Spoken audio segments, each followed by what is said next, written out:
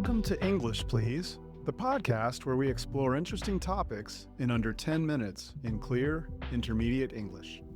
I'm your host, Christopher. I live in New York City, and I've always been passionate about languages and how we learn them. Whether you're listening on your way to work or while cooking dinner at home, this show is designed to help you with your English listening and comprehension skills. Thanks so much for being here. Before we get started, a quick note. If you want extra practice after you listen, you can subscribe to the free English Please newsletter at comullen.com/newsletter. Sign up and you'll receive a free sample lesson by email, plus English practice tips and activities with each new episode. In this episode, I want to talk about something that happens to almost every language learner at some point. You're in a conversation with a native English speaker. Things are going fine. And then suddenly, you don't understand what the person said. Maybe they spoke too fast. Maybe they used an expression you didn't know. Maybe they didn't finish their sentence clearly. Whatever the reason, you're lost. And you freeze. This is one of the most uncomfortable moments in language learning. And I know this because I study languages too, and it happens to me sometimes. You nod your head, you smile, and you hope the conversation moves on. But deep down, you know you missed something important. The good news is that this is completely normal. And there are real strategies you can use when it happens. The first strategy is simple. Ask for repetition. This sounds obvious, but many learners are afraid to do it.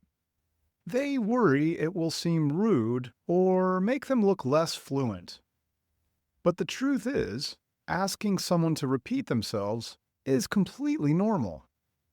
Native speakers do it all the time. You can say something like, "Sorry, could you say that again?" Or simply, "Sorry?" with a rising tone. That one word is enough. It's polite, it's natural, and no one will think any less of you for using it. The second strategy is to ask for clarification. This is slightly different from asking for repetition. Clarification means you heard the words but you didn't understand the meaning. In this case, you can say, "Sorry, what did you mean by that?"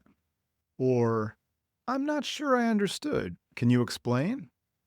These phrases show that you are engaged in the conversation, and most people are happy to explain.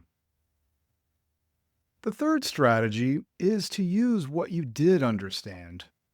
Even if you missed part of a sentence, you probably caught some words. Use them. You can say, "So you're saying that," and then repeat back what you understood. It shows the other person what you heard and gives them a chance to correct you if necessary. The fourth strategy is to be honest. Sometimes the simplest thing to say is, "I'm sorry, my English is still improving. Could you speak a little more slowly?" Most people will respond with kindness, and they will appreciate your honesty. And a slower speaker is much easier to understand. Now, here is something important to remember. The reason native English is so hard to understand is often not about vocabulary. It's about how the words sound together. Native speakers connect words, drop sounds, and speak in a rhythm. What are you going to do becomes, what are you going to do? I don't know becomes, I don't know. These are not mistakes. This is real, natural spoken English. And this is exactly why training your ear matters so much. The more you listen to natural spoken English, the more familiar these patterns become. Over time, your brain starts to recognize them automatically. Speaking of training your ear, the English Listening Accelerator was designed for exactly this.